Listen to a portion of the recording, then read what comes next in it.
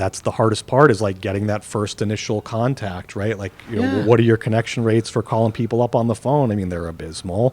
Email's not necessarily responded to. And so you've got people spinning their wheels, trying to get that first touch or engagement. And I think that's where AI can really help drive a lot of efficiency. Like, let's separate the tire kickers from the folks who are actually interested in having a conversation with us, or interested in a piece of inventory we have on our lot, or need help getting service scheduled. Welcome to Driven Loyalty, the podcast with proven strategies and expert insights tailored for automotive professionals looking to maximize retention, enhance customer experience, and drive sustainable growth. Here's your host, Jason Harris. Hey, what's going on, Podcast Nation? It is Jason Harris here, and thank you for joining me on another episode of Driven Loyalty, sponsored by Podium. And speaking of Podium, I have the one, the only, I'm told, oh so famous, Ross Tinkham with me. Ross, what's up, man? How you doing? I'm great, dude. How are you? Is that a good intro? Did you like that? I loved it. Your team told me to say it. No, they didn't. No, they did. Ross, man, I'm so excited to have you here, and I'm just really also just grateful that you guys are allowing us to do the Driven Loyalty podcast.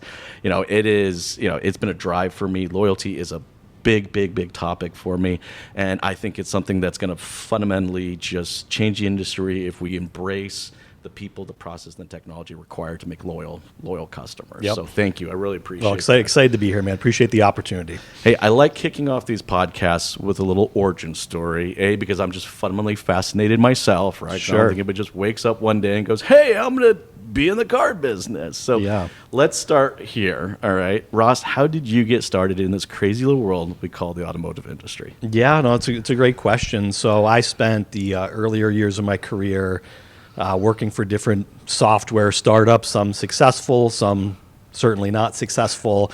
But I had a pretty good run actually before automotive, selling into higher ed. So really interesting space. I wouldn't necessarily want to go back to that.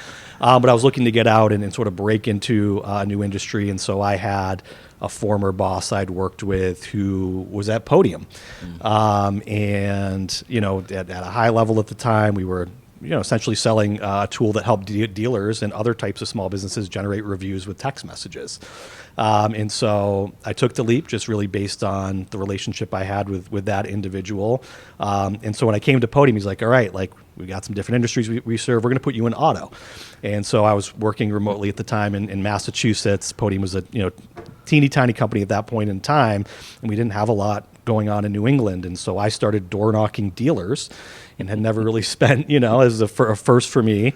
And I fell in love with it along the way, right? I think it's a tight industry. I think there's a lot of, I've seen it go through stages over the past decade or so.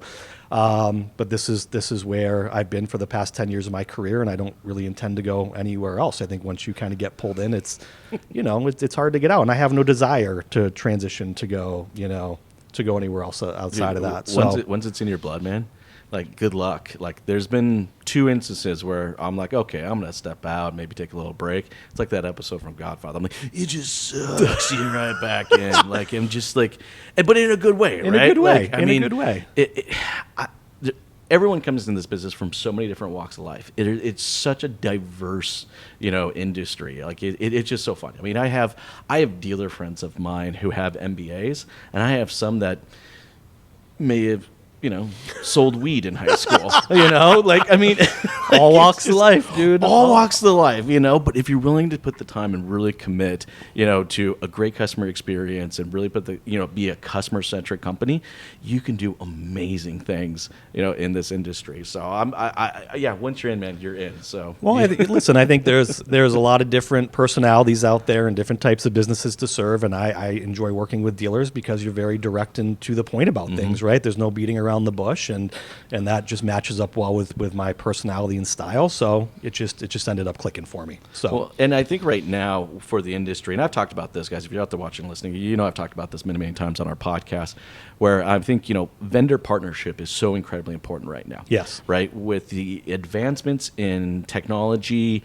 all right, and how it can enhance our people and our processes. Like, it's like when I first started, you could get a vendor for this. I can get my website vendor for that. I get my CRM company for that. And it was like, that's fine. I got what I needed, my tool. I got what I needed.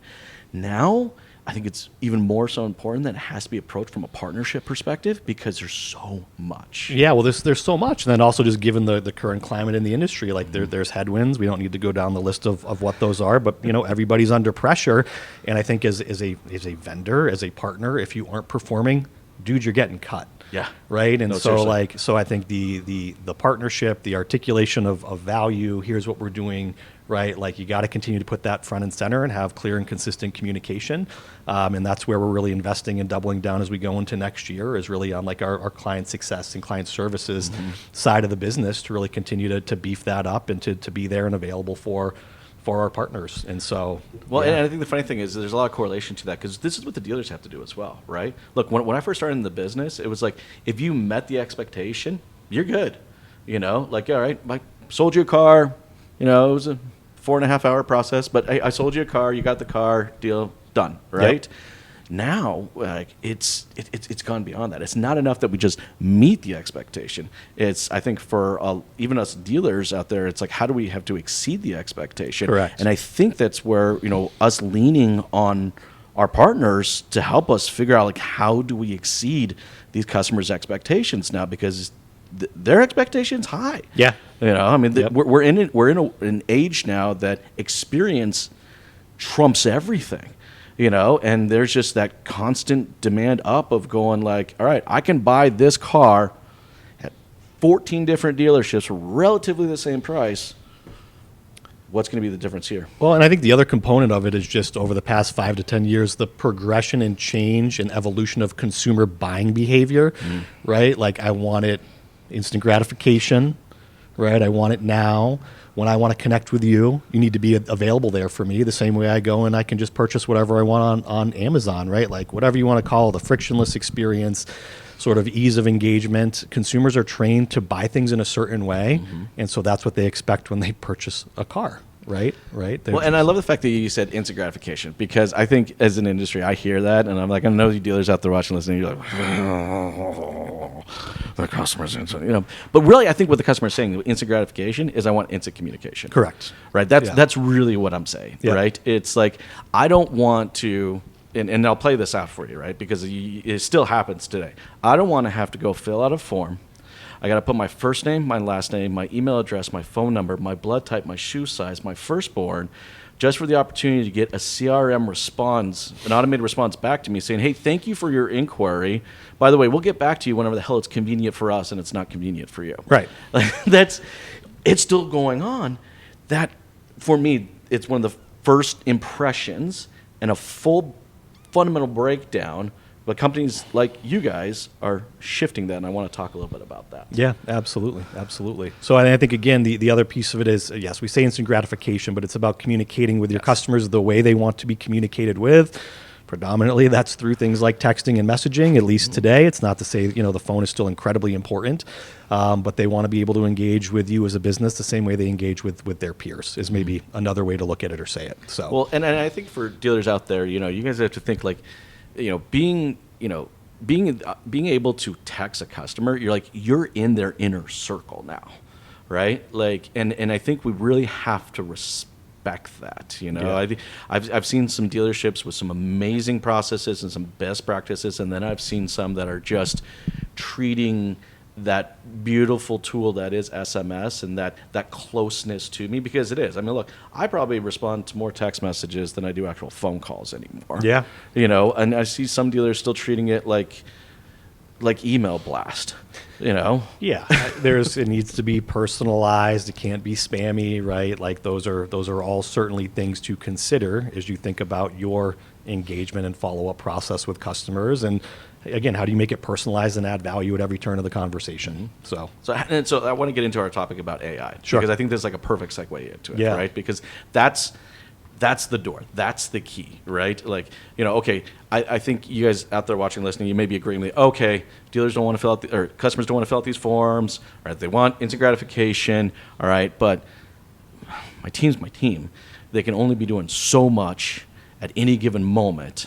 How can I meet the customer where they want to be met every single time, 100% of the time? Yep. And I think for me, it's AI, but I'd love to kind of get your take on kind of how that plays out. yeah, I mean, I think AI has been, all right. So here we are, October, digital dealer. I think if you rewind the clock to January of this year, NADA, when we really came to market with our AI solution, which is really, again, focused around lead engagement, there was a lot of hesitation, right? Like, is it going to say something, that we don't want it to say? Is it going to quote a price that we then have to deal with honoring? Like, there were some horror stories. Or if you rewind the clock even further, that sort of backstop for a dealer has been like bot communication through a chat tool on their website, which essentially was like, hey, thanks for your inquiry. Can I have your name, email address, and phone number? And I'm going to have somebody... Just another form. It's just another form fill.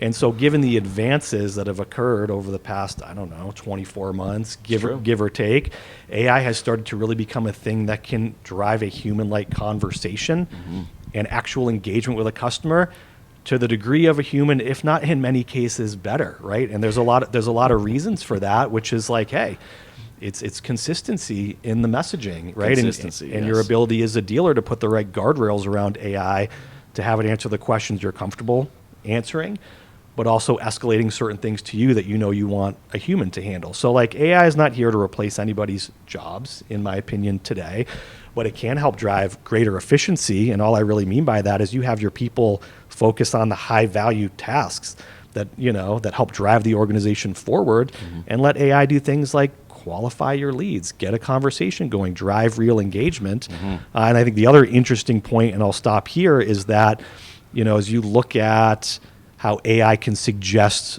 a response to the customer, where it's got all the context, right, the data on that consumer to spin up a really nice, well-crafted message. Yes, AI can send that and handle it on its own, but it's also, I think, starting to be used as more of a training tool for folks in the BDC of like, hey, here's 100%. here's another way to say this, like, and you can take that and run with it or adjust it. And so, there's all sorts of applications. At the end of the day, again, given the current climate, we're trying to do more with less. Profits and margins are under pressure. And AI, like, although not a cheap tool for a dealer, is a lot less expensive than a headcount. This episode is brought to you by Podium. So here's a question for you.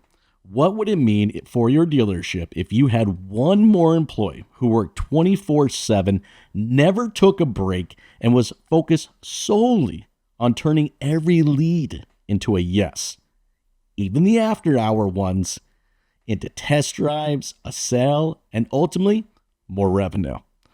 Well, let's meet Jerry, Podium's brand new AI BDC. Jerry is a lead conversation machine, ready to jump on every lead that comes in instantly. He can answer questions, keep those leads engaged, and even schedule test drives, all without any direct human supervision. And here's the best part. With a seamless handoff to your sales team, your customers will never even know they were interacting with an AI.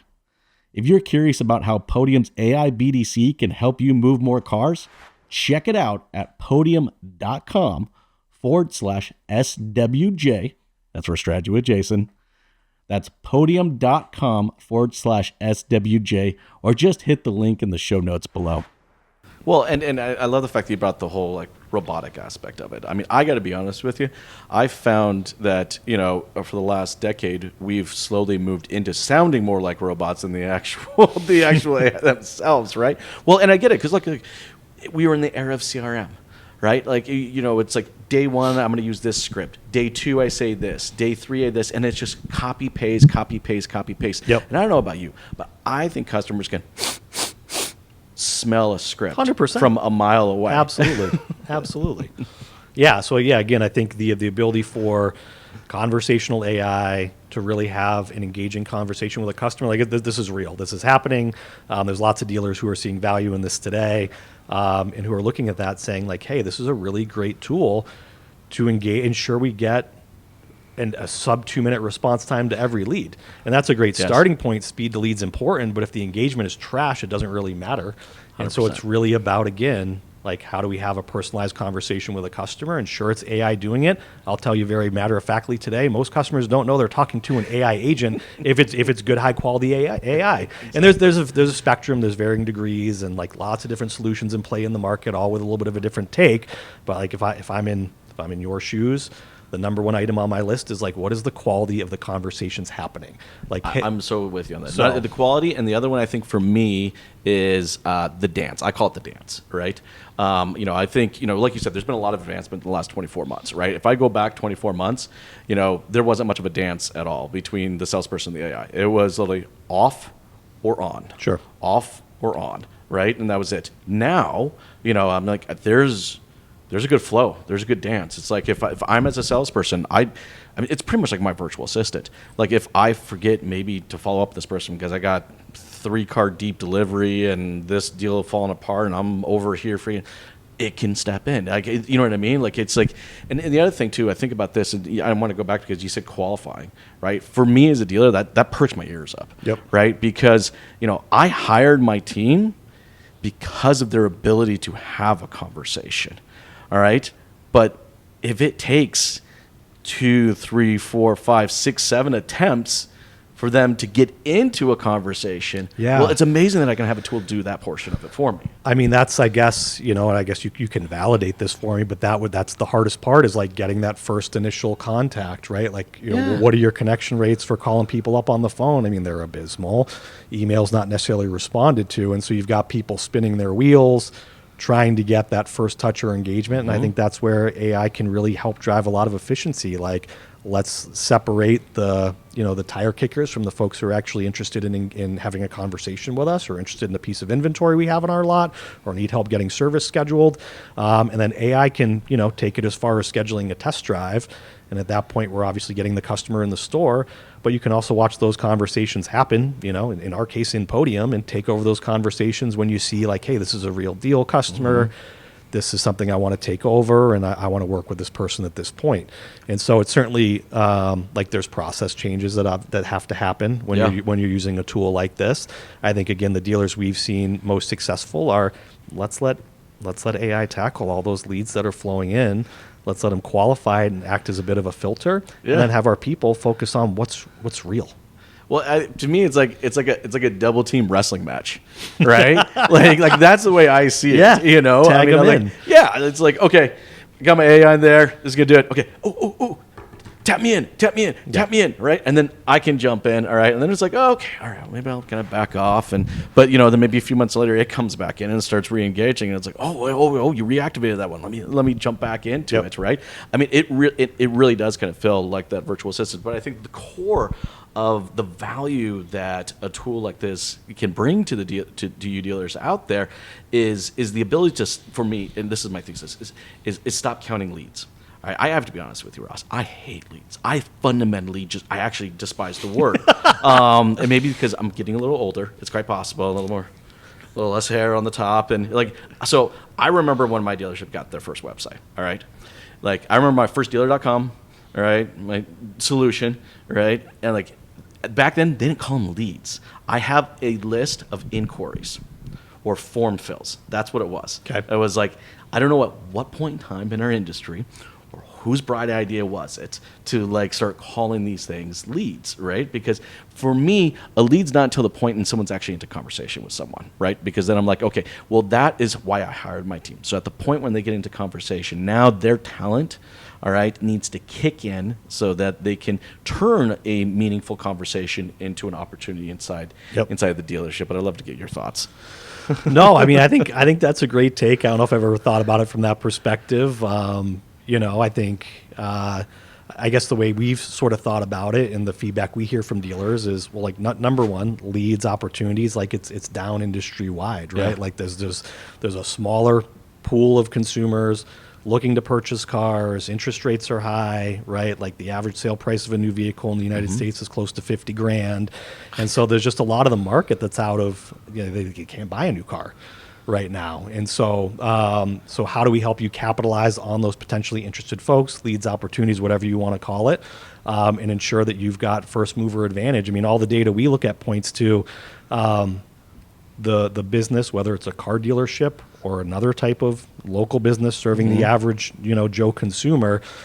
The first person to interact with them is most likely going to get the business from that customer, and that's not like a bulletproof statement, but it's orders That's orders just of, stats. That's just data. orders of magnitude greater. That Yep. if you engage with that customer first, they're coming to you. Engaging, and I love the fact that you actually bring up engaging with the customer, right? Because I think there's a difference between engaging and then meaningful engagement, Sure. right? I think right now, for a lot of us out there, we're measuring engagement, and I don't think we're measuring the right number, right? Yeah. It's like, okay, so I got 1,300 leads, and I responded to 1,300 leads, and I followed my CRM day 1 through 25, scripted process, Yeah. right? So great, you engage, but was that actually meaningful engagement? I think I think it's great to unpack that. Like, what does engagement actually mean? What do we Right. mean? It's a great word. It sounds cool, but like, what does it really mean? Is Yeah. it, hey, I reached out to that person and got no response, or is it I had a conversation, and as we move through that conversation, I'm learning about the customer, what their needs are, what they're potentially looking for, Yes. like a little bit about their background or history. Do they have kids? Like, who am I really like?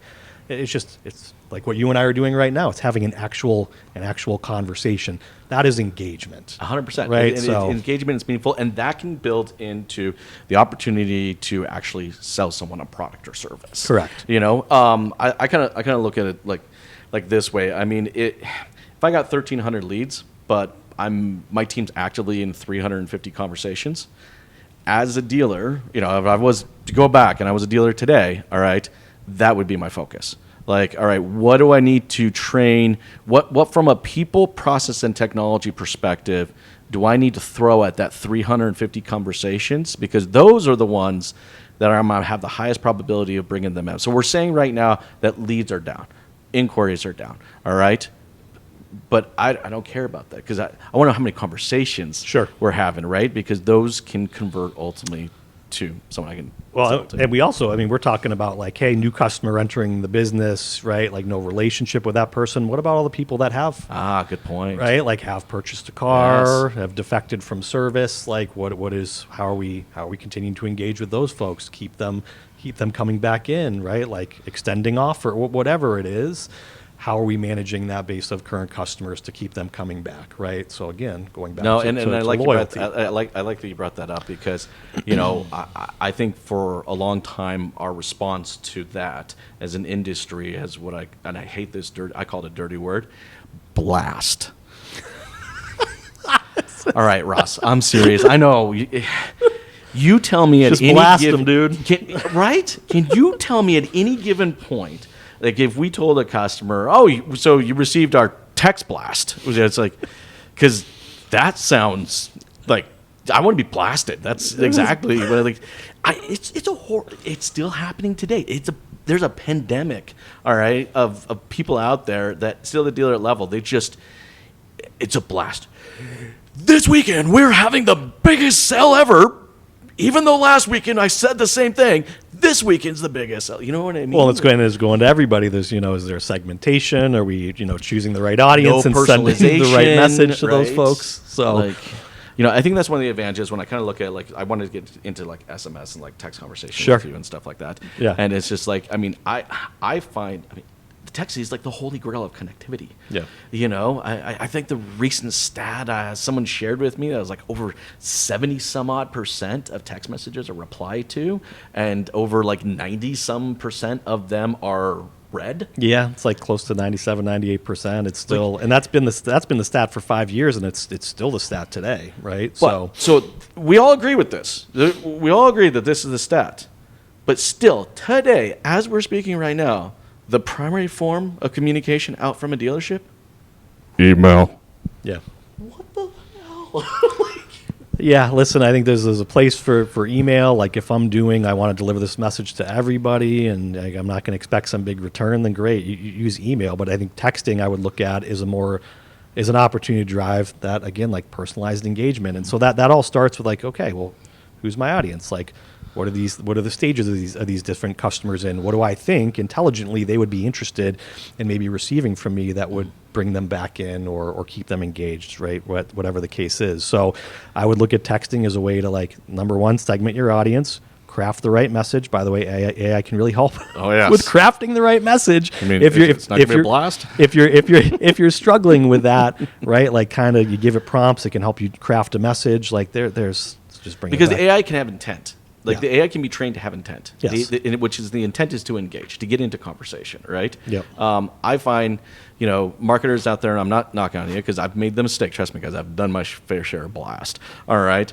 But as a marketer, sometimes I find, that we're just trying to just get the message out there. We just need to have as many people out there just know that we have this great big sale coming up, right? Yeah. But we got to change our mind around that. Like, I think as marketers now, it's like, it's not just about how many people received our message of this wonderful opportunity that we have for them, but it's like, how many people did we actually connect with and get into conversation with? Yeah. Yeah, I think it goes back to just knowing your audience. I think the way in which you leverage SMS or texting, not that it's wildly different, but for, if you're selling a Porsche versus selling a mass market brand, I think the way you're going to approach engaging with those customers is pretty different. And I think, a GM of any of those stores would agree with that statement. So, yeah, definitely a place for text. Text marketing is effective, but text marketing is effective when you deliver the right message to the right audience. Yes. And ensure that if someone responds back to that text message, Right, engagement. You've got someone, you're not just leaving that, they responded, like, No, thanks for letting me know about the big sale coming up. That's awesome. Pick that conversation up again. That's where conversational AI can help. You send a text message out to customers and they respond back, because that's what people do to text messages. Make sure you've got someone there to answer the responses to those messages. Well, okay, so I think that kind of leads us into experience. All right. Sure. If people want to argue with it or not, I don't think we can really kind of like deny the fact that we are right now in a world where experience trumps everything. Yep. I mean, look, when I first started selling cars, I think it was the person, right? Because, you buy a car from me, you go back, hey, Bill, you got a new car? Yeah. Hey, I'm thinking about getting one. Yeah. Call my guy. Call my guy. Yes. Right? Yes. And I'm not saying that's still not important. I still think it is important. Yes. But I think today the experience now trumps it, right? Because, if the experience falls apart, all right, it doesn't matter how good the connection you had with that guy or that gal was, right? It's not there. So this is where I kind of want to go with this conversation is, how do you think that we can improve our connection rate? How can we shift, all right, from focusing more on just the conversation as an overall experience rather than just something I have to do as a proverbial checkbox in my CRM?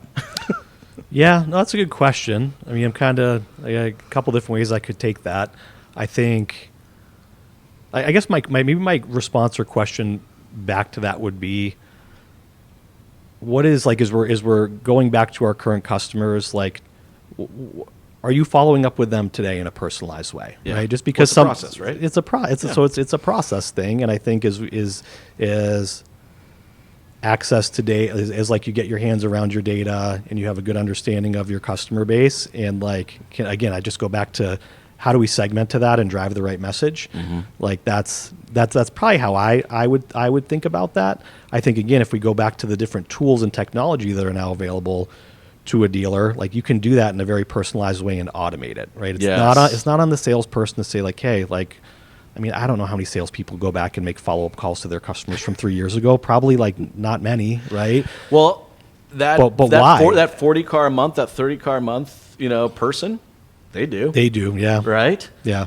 So and this is another thing I think I love about this technology, right? And I also think this is also why it's super important to have a conversation, a loyalty partner, all right, in this, because it is a process, all right? And it has to be, like, an experience doesn't just happen anymore. Like, it's like, you have to be intentional about that experience. And I need a partner that's going to help me kind of map out what that process is going to be, because the execution of my process is going to define the experience, Yeah. right? And those experiences are made and broken by the littlest bloody things. But Yeah. I find it's usually something to do with the breakdown in conversation. I'd love to get your take on that. No, I think that's part of it. I guess not to get like too philosophical, but like, do you really put your customer first? Like, do you really like, is that the center of your universe? And I think if you drive a culture in the business of putting that customer front and center to everything you do, like generally you're going to make good decisions from there.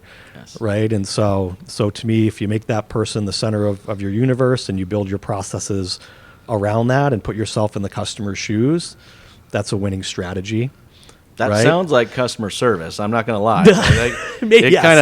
It smells and may taste a little bit like what customer service should be. Well, I mean, yes, at face value for sure. And I think again, let's get practical for a second. Like, what does your customer journey look like, right? Like, have you secret shopped yourself lately? How long does it take for someone to get back to you? Are they getting back to you through the right channels? What does that follow-up process looks like as that customer's life cycle extends into service? Mm-hmm. So, like, yeah, it's probably a lot of work, but number one, I would kind of audit all your shit from top to bottom, and then put yourself in the customer's shoes and say, does this feel right? Like, is this the experience I would want to have? Good point. With a business that I'm engaging with?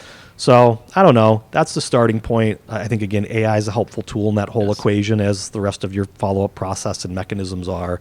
But at the end of the day, when people reach out to you, they want you to respond to them in a personalized way. And that's, I guess what it's kind of all boils And I think down to to. effectively execute that at the highest level, it is that balance of people, process, and technology. Yes. And finding the right partner that's going to be able to help me with the balance of those three things, I think is so incredibly important. Yep. And I think that's one of the things I've been so impressed with you guys and the whole team at Podium, what you guys have been putting together and what you're continuing to put together. Yep. Hint, hint, wink, wink. Will be for another podcast. But Ross, look, I know I could easily jam with you for like another hour. Oh, yeah, on this topic. Yes. But I think this is a good point. I think here's what I'd like to do. I think for everybody out there watching and listening right now who would maybe like to connect with you and maybe continue like some aspects of this conversation, because I think we visited a few things. I definitely think there needs to be some additional conversation. Yes.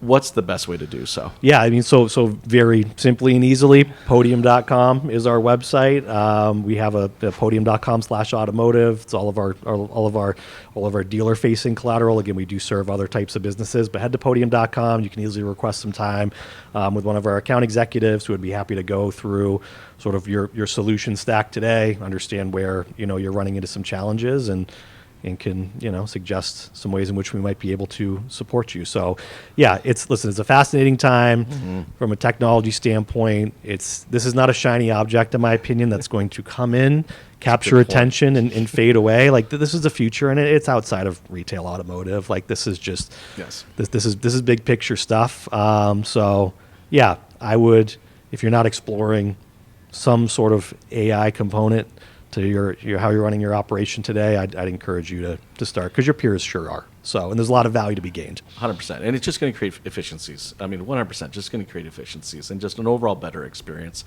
Hey guys, there's been the show. Thank you so much for taking the time to watch this. Hey, the best compliment that you can give myself or Ross over here is share the show. All right. It means a lot. That's honestly the best thing you could possibly do is if you guys have a friend or a colleague that could benefit from the conversation we've had today, share the show. It means so much to us. Hey, again, thank you everyone out there for watching and listening. You have yourself an amazing day, man. Thanks, Ross. Thank you. Thank you. Thanks. Thanks for tuning in to the Driven Loyalty Podcast. Don't forget to like, comment, and share. Happy podcasting.